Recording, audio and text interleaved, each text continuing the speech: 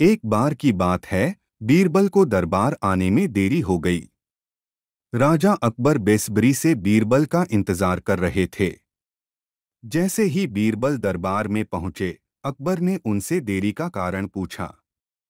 बीरबल कहने लगे कि आज जब वह घर से निकल रहे थे तो उनके छोटे छोटे बच्चों ने उन्हें रोक दिया और कहीं न जाने की जिद करने लगे। किसी तरह बच्चों को समझा बुझाकर निकलने में ही देरी हो गई।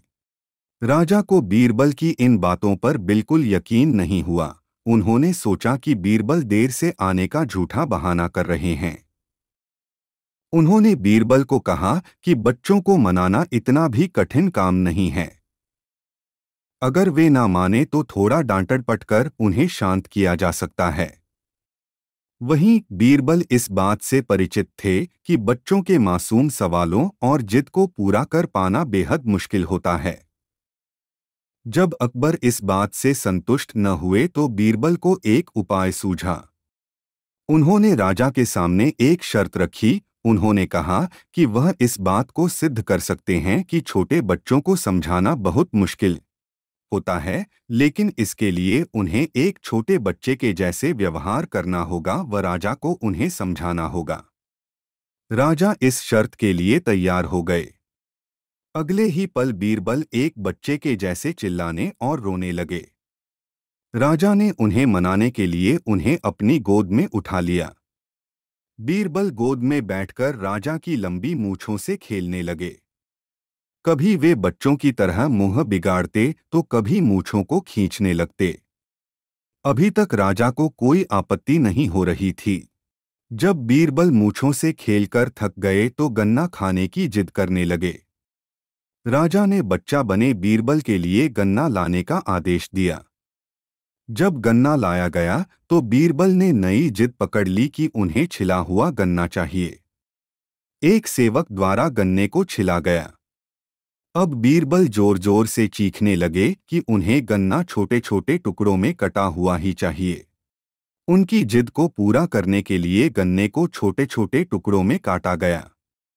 जब राजा ने इन टुकड़ों को बीरबल को खाने के लिए दिया तो बीरबल ने उन टुकड़ों को जमीन पर फेंक दिया।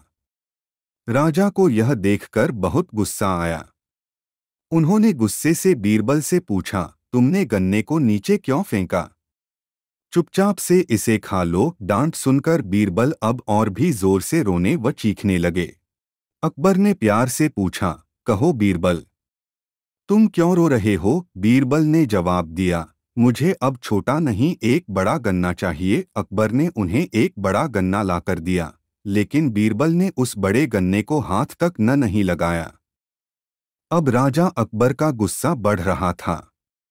उन्होंने बीरबल से कहा कि तुम्हारी जिद के अनुसार तुम्हें बड़ा गन्ना लाकर दिया गया है, तुम इसे न खाकर रो क्यों रहे हो? बीरबल ने जवाब दिया, मुझे इन्हीं छोटे छोटे टुकड़ों को जोड़कर एक बड़ा गन्ना खाना है। राजा ने बीरबल की इस जिद को सुनकर अपना सिर पकड़ लिया और अपनी जगह जाकर बैठ गए।